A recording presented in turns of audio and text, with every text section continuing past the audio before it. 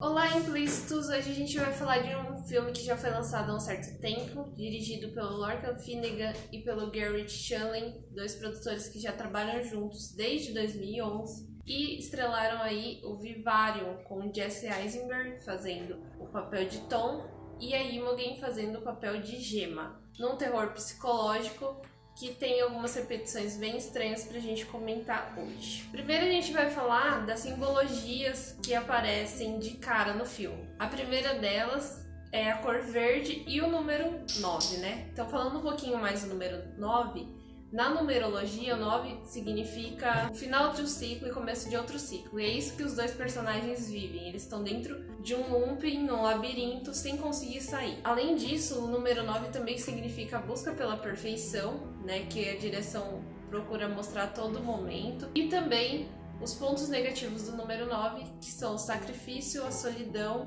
e o fracasso, né, que fica bem presente ali no final do filme, quando a gente vê que os personagens não conseguem obter sucesso.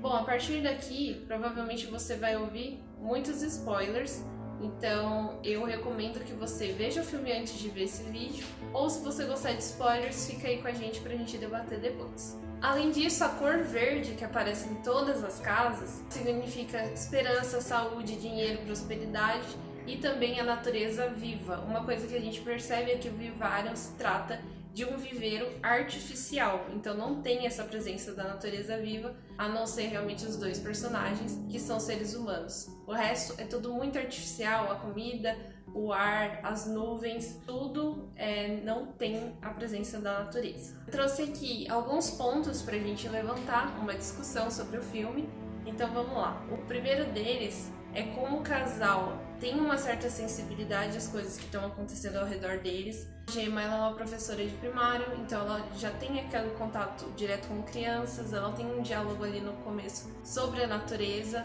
E o Tom também aparece, como ele é jardineiro, ele também tem esse contato com a natureza.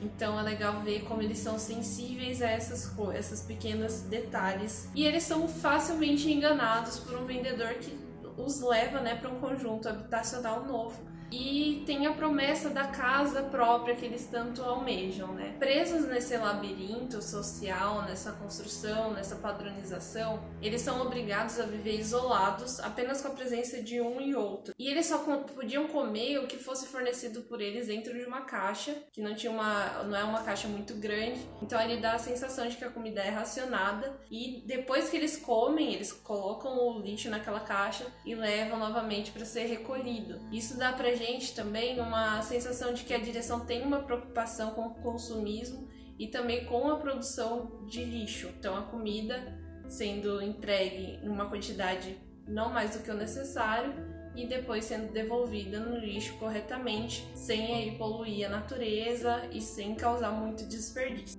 Em um certo momento ali do filme tem a chegada do bebê e o bebê também vem num pacote, numa caixa, assim como a comida vem na caixa. Um fator que não foi conseguido recriar superficialmente, artificialmente, é o amor que o Tom tem pela Gemma. Eles não conseguem fazer com que esse tipo de amor seja gerado de forma artificial. Então é a única coisa que ainda ali os resta de uma vida normal. Além disso, alguns outros elementos, como o cigarro que o Tom fuma, o sexo e música que eles ouvem no carro. Nesse lugar não tem nenhuma reprodução artística. O máximo que eles têm de arte são aqueles quadros que estão na casa, mas acaba por ali. Tudo é muito perfeito, muito dentro de uma caixa mesmo, do que a gente pensa dentro da caixa. Não tem nada humano, de fato, além dessas coisas que eles trouxeram consigo. Um ponto que também chama bastante atenção é o grito do menino, que às vezes a gente pode até julgar como uma atitude normal, infantil, né? Qualquer criança às vezes não consegue se comunicar de uma forma madura o suficiente, digamos assim, e acaba gritando para ter suas necessidades atendidas. Só que o grito dele é muito absurdo, assim, ele grita como um despertador, ele grita quando ele tem fome, e enfim, o grito, ele também demonstra essa angústia que o personagem tem. Outra coisa que também reforça essa ideia é a necessidade do menino ser medido a todo momento. Ele quer saber quanto ele já tá crescendo. Ele também tem essa ansiedade, assim como os humanos demonstram, uma ansiedade de ver alguma coisa mudando. Ele também tem essa necessidade e ele vê que, como ele cresce muito rápido, aquilo é uma forma de acompanhar o quão rápido ele tá crescendo. É como quando a gente tá viajando de carro, a gente fala, falta muito, toda hora a gente quer saber se a gente já tá chegando perto do lugar onde a gente quer realmente estar. Um ponto que me irritou bastante é o fato de o Tom ser sempre autossuficiente, não buscar a ajuda da companheira dele e nem ter nenhum tipo de espiritualidade envolvida nele. Pra ele, ele se basta, ele vai cavar aquele buraco e ele vai tirar eles dois dessa situação, sem confiar nem um pouco no que a sua mulher poderia agregar ali no dia a dia dele. Então acaba se tornando uma coisa repetitiva, mas o diretor também não deixa isso passar impune, tendo em vista que ele cavou a sua própria cova, né? Então depois de cavar, ele acaba descobrindo um cadáver, ou seja, alguém já tentou fazer aquilo que ele estava tentando fazer, e ele acaba morrendo e sendo enterrado ali onde ele mesmo cavou, ironicamente. Um pouco antes do Tom morrer, bem segundos antes mesmo, ele reflete do quão era importante a gema na vida dele, o vento e outros elementos que a gente às vezes não dá valor no dia a dia. E ele chega à conclusão de que só de estar com ela já se bastaria toda aquela experiência. E ele ficou correndo atrás de uma coisa que acabou que não deu em nada e ainda fez ele se acabar de tão cansado que ele já estava daquela situação. Era tarde demais quando ele chegou a essa conclusão. Quando a gente fala de filmes modernos que trazem críticas acerca da sociedade como um todo, geralmente a gente vê a crítica à religião bem presente e bem marcada. E no Vivarium eles não trazem essa crítica ao longo do filme, eles dão algumas pistas, como por exemplo, o garoto não sabe quem é Deus e a mãe também não faz questão de explicar.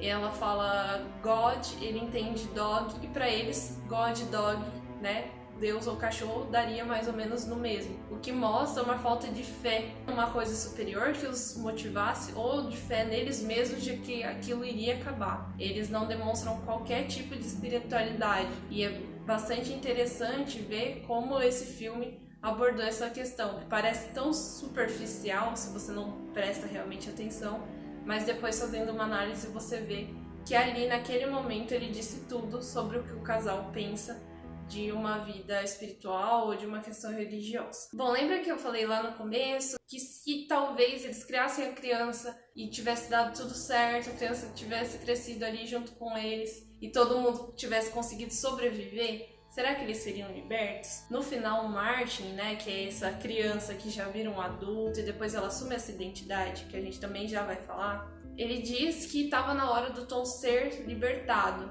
e aí é quando o Tom realmente de fato morre.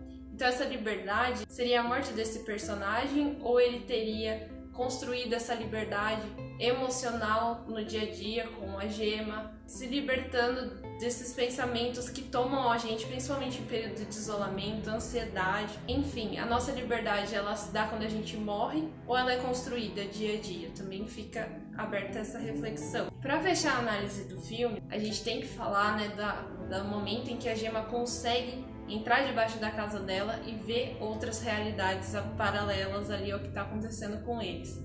A gente percebe a mudança de cor, né, dos cenários. Cada família tem uma cor diferente, pelo que a gente percebe. E isso traz aquela questão de que cada família é única, apesar de estarem vivendo a mesma situação. O que traz a questão da individualidade. Porém, o contraponto disso é os Martins, né? Porque o menininho assume o papel daquele vendedor sem qualquer identidade, sem qualquer personalidade própria. E isso acontece com muitas pessoas, às vezes funcionários de banco, por exemplo. A gente troca de gerente e nem sabe, na verdade, qual era a identidade daquela pessoa. Ela exercia aquela função e pra gente é aquilo que basta. Enfim, essa questão de identidade, de falta de identidade, eu acho que foi bem trazida pela direção do filme e fico ansiosa aí pelos próximos lançamentos desses diretores. Digam aí o que vocês acharam, se vocês curtirem, deem um like aqui, compartilhem e também não se esqueçam de se inscrever para